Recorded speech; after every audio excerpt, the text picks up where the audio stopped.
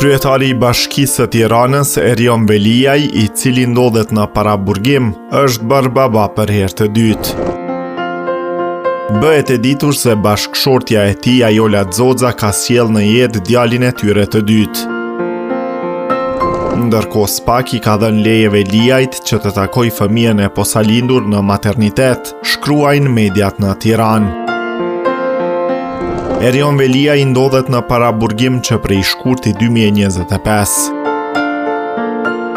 Kryebashkiaku i Tiranës është dërguar për gjykim nga SPAK me një sër akuzash penale, duke përfshirë shpërdorim detyre, korrupsion pasiv në disa raste, pastrim parash dhe fshehje pasurie.